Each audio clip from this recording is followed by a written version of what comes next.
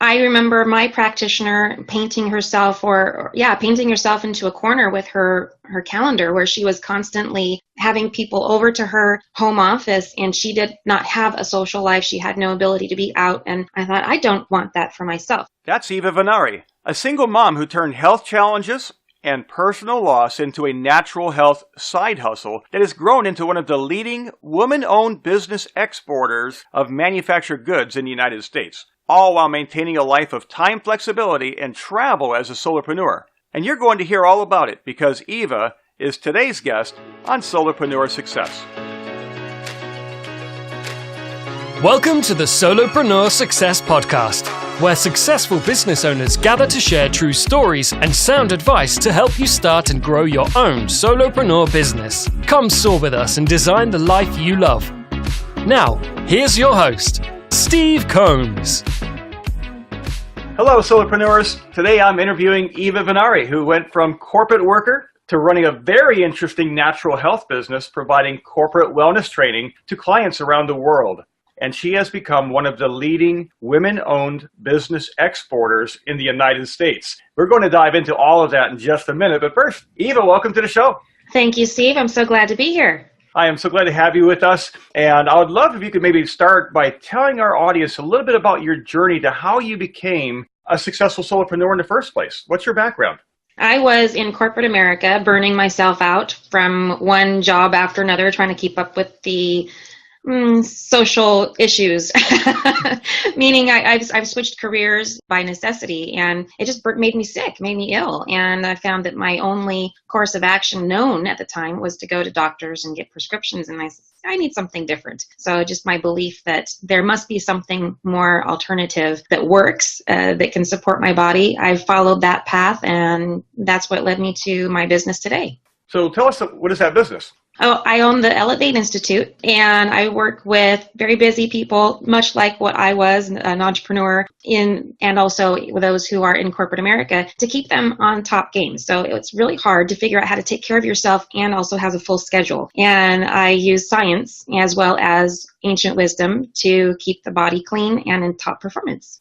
That's great. Now, if I recall from my talking with you in the past, we actually met at the New Media Summit down in Tampa earlier this year, and that was awesome to kind of get to meet a lot of different people with many different backgrounds. And what really enthused me about bringing you on the show is you have this ability to take an idea, but bring it to literally the world, and you're doing this in a way that you're actually exporting, and we're going to get to that in a minute. I don't want to jump there just yet, but I do want to talk to you about how did you take this need to improve your health into I have something that I can share with others. What was that process like? It was a very poignant moment, and I'm going to preface this story with just taking care of everyone who's listening. I was married, and I had 2 children with this man and divorced him, and then years later he passed away. And 2 weeks before passing away, I had just become certified in nutritional balancing. It's the work that I do. And on being on the phone with him, we were discussing his personal issues, and I said, you know what, I found something that I've noticed is working for me. Maybe you should work with me and I can help you. And he laughed at me. He says, no, my doctors have me. I'm fine. And 2 weeks later, he passed away from a heart attack. They couldn't revive him. And I went from being certified in order to help myself, and the certification is nutritional balancing using hair mineral analysis. So that's my scientific study. But this is all about the body healing itself, giving it what it needs. And after I hung up from the phone call of the hospital, being informed about my ex-husband passing, there's, of course, a whole grieving process that goes with that. But it dawned on me in that moment, I can't keep this to myself. I have to be loud about it. I need to let more people know that they have an alternative to doctor medication.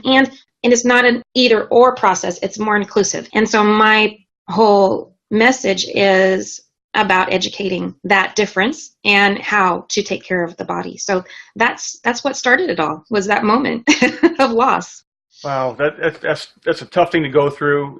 I think everybody at some point, if we haven't yet, we will suffer loss. I have, and many people listening to this show have experienced loss. But moving through that, we have to take care of ourselves, our bodies, our spirit. It's all tied together, and that's really important. And you actually, as I recall, actually found a way to investigate different imbalances in the body. And I'd love for you to maybe share a little bit about how that came about.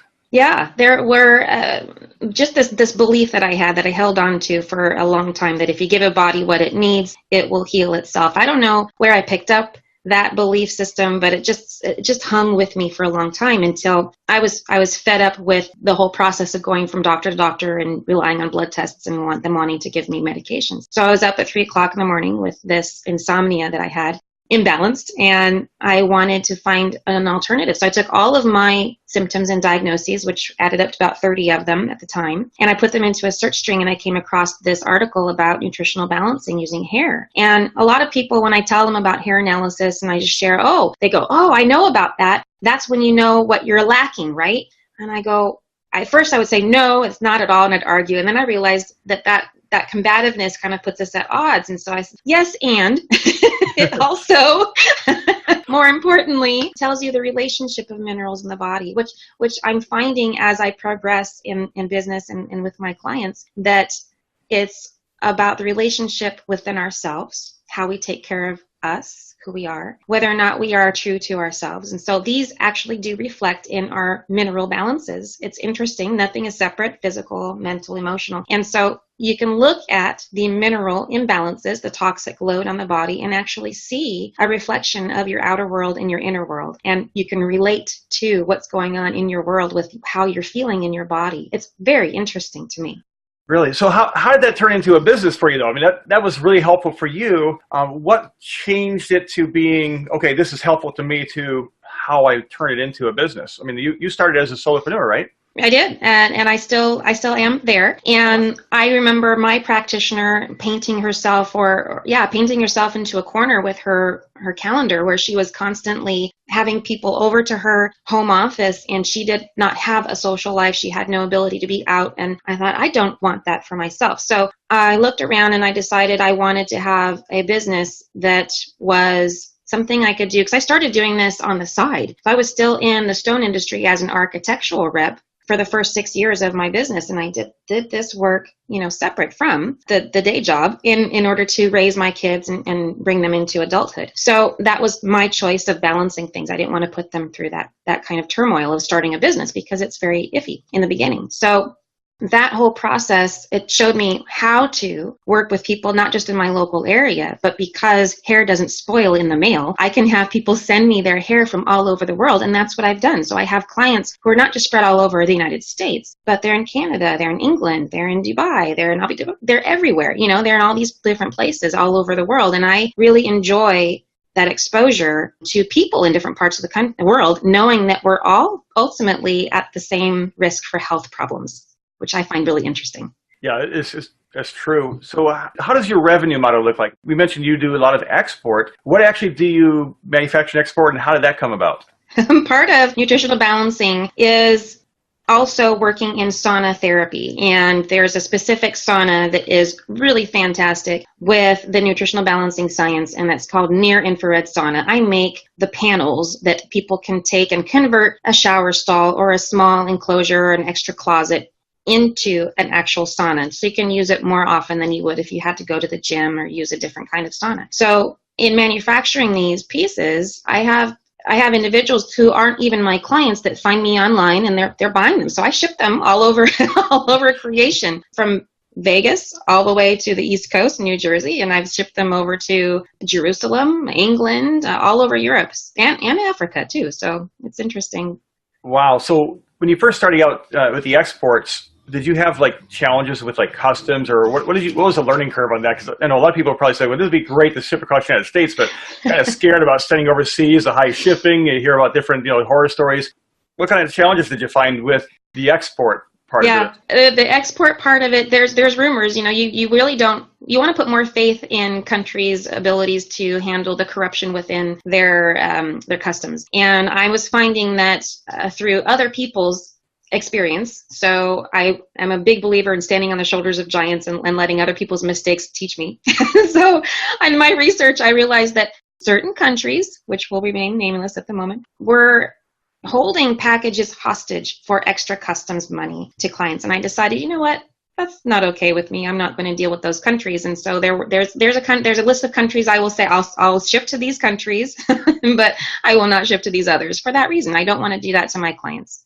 I totally get that. I have a friend who's a missionary down in, I won't mention the country either, but he's down in Central America, and he gets things sent from the United States from supporters and such, and they'll hold those packages for I don't know how long until he gives them, a certain amount of money, and it has nothing to do with the law. It's just simply, it's pure bribery. It's exactly. horrible. Yeah. Yes. So did you do you kind of have a list of countries in mind that I'm not going to send there first before you ever started exporting, or is that kind of stuff you learn on the way, or how did you determine what you're going to send to and where you're not? I learned on the way, and that occurred when I discovered people were interested from other countries. And my mindset was to simply support the people who were here in the United States. I mean, shipping to Alaska and Hawaii was also, even though it's within the United States, it's a different deal. So I had to adjust my prices and my shipping costs for the people who wanted to receive in those areas. And then I received inquiries from people in other countries, and I would do my research from there. And I realized in reading about people's experiences and doing some interviews with others who were exporting to certain countries, they would give me the warnings or the stories, and I went, oh, okay, I'll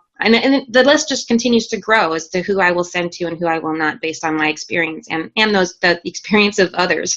So that's interesting. Now, as I mentioned in the intro, you are one of the top percentages of people who are women-owned businesses that export around the world. Maybe you could share with our audience how you actually became in the top percentile tier. I mean, what is that like, and what is that percentage? It was an absolute accident. I found out through events that were talking about the percentages of women-owned businesses and what makes them stand out as being separate from other businesses. I didn't do it on purpose. I didn't go, I'm going to be one of the few people who manufacture and export to multiple countries. It just turns out to be that's one of the statistics that they drill down on when it comes to women-owned businesses. They want to know who manufactures, in addition to just providing a service that's maybe like coaching of some kind, whereas I offer lab results, and so that's a little bit more than just coaching. But creating them and manufacturing those sauna panels and then shipping them to multiple countries, again, by complete accident. So it was not a trajectory I was shooting for. It just happened quite naturally.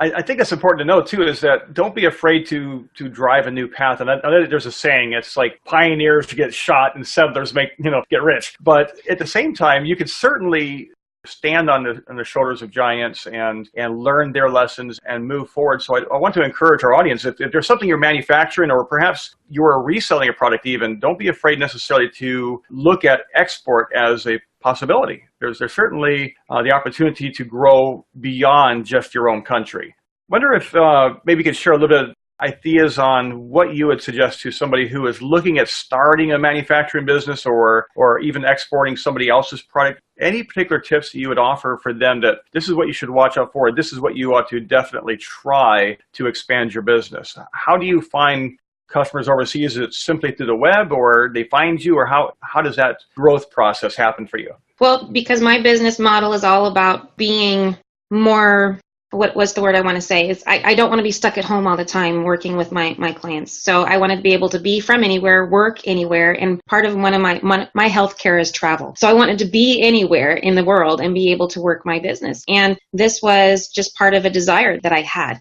So if bringing on a new product and wanting to export it just for the sake of exporting it, I don't know. I think the important part is to look at your intention. Who are you trying to serve by exporting? Or can you serve the similar people just by staying here in the States? Will that service your need if you're just looking to make money? But exporting seemed to be something that was needed. Look for a product that is currently being offered in a way that's unfair to those who are in other countries, and see if you can help that market by bringing the value at a lesser cost. So that's kind of what I did. I was noticing in the marketplace there are people who create saunas that charge $6,000 for the same unit that I create for less than $500. And I thought, that's extortion. So we can do better than that. And I'm being of service, and it also happens to accommodate the need for sauna therapy in my own practice. So I recommend the saunas. And the other part that I did was create a whole layer of affiliates. I'm not the only nutritional balancing counselor that is out there in the United States. And so I reached out to my fellow practitioners and I said, hey, you're recommending these. Why not become an affiliate? And then I was able to take my colleagues and turn them into my clients rather than just having them be colleagues or competition. So that was also important.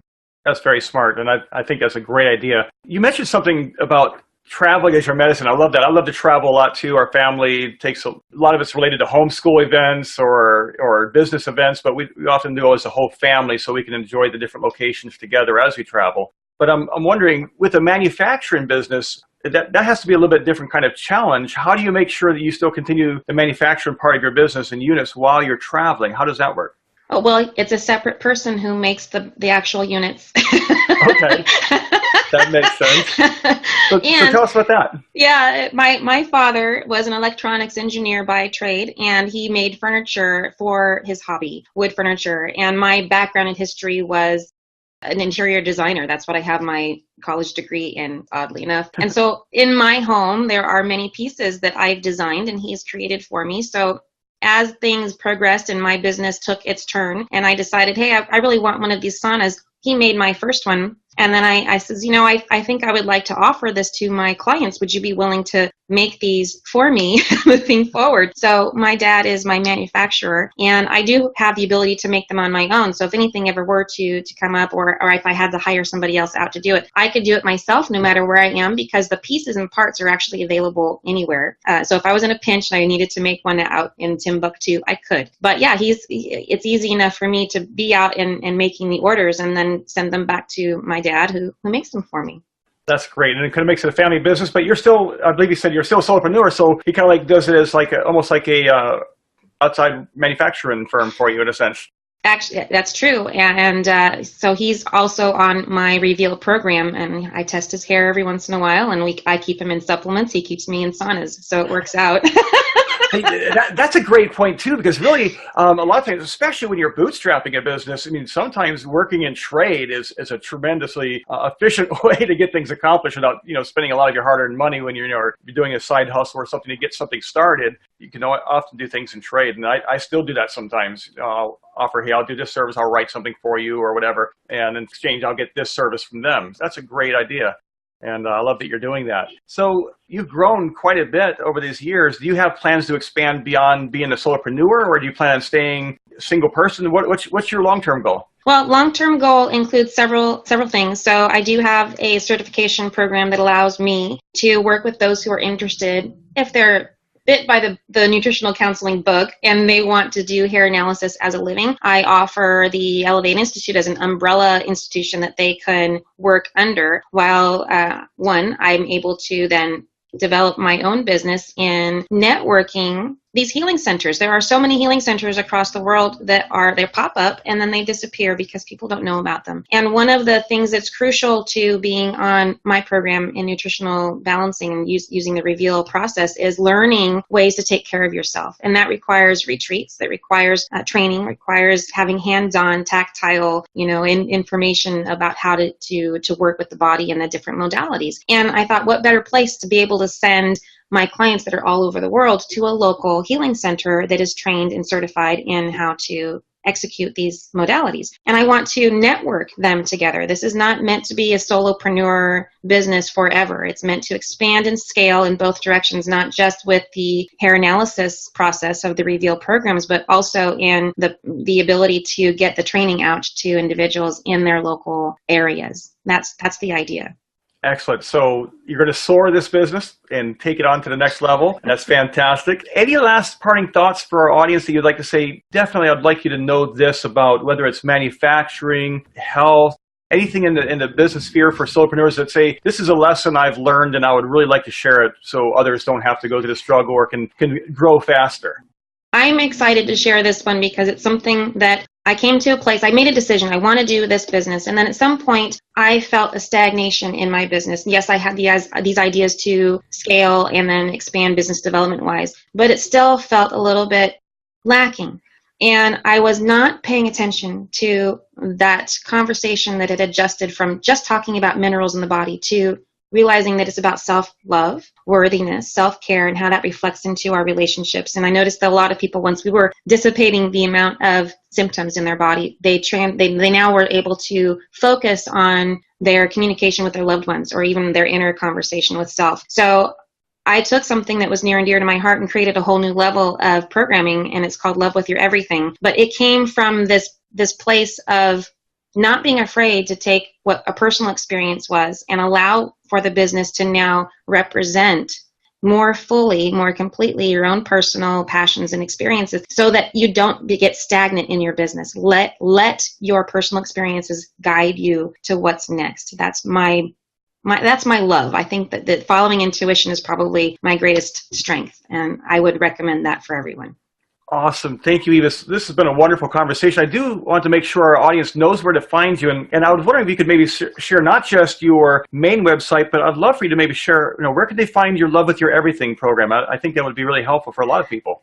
Oh, absolutely. I have a channel on Instagram called Eva Heals. So that's a great way to connect with my messages. Again, Instagram, it's the tag name Eva Heals. You can follow me there, and that every one of my posts recently, since I started to unfold all that information into my revealed programs, is based in the Love with Your Everything messaging. So that's there. And then I find that people are bombarded with information, and they really want something more to tell them what to do with the information so that they don't have more to do. It's like we get bombarded. So if you were to go, if you want to go to theelevateinstitute.com, don't forget that's important. So theelevateinstitute.com. Right below the fold, you're going to find a button that says, yes, I want to take the free online assessment, and this is about 20 questions that you can take right there online, and it lets you know if quite possibly you have some imbalances that you've overlooked, didn't simply realize that they were imbalances by answering these questions, and if you could be a good fit for receiving the information from your hair to heal your body through hair analysis. So those are the two best ways to connect with me.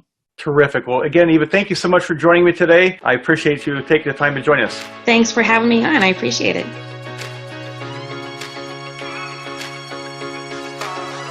Thank you for listening to the Solopreneur Success Podcast. We hope you discovered valuable advice on how to start and grow your own successful solopreneur business. Come soar with us by joining our community at startgrowsoar.com. Again, that's startgrowsoar.com. We look forward to seeing you there. Hey, it's Steve Combs again. Just wanted to remind everyone that today you can find that free health assessment on Eva's website. Make sure you go over and check it out at theelevateinstitute.com. And you can get all the show notes from today's episode at startgrowsoar.com/004. So make sure you go over there and check that out. I also wanted to tell everybody about a great tool I found out about just this week. If you like podcasts, you're going to love this. It's called Podchaser.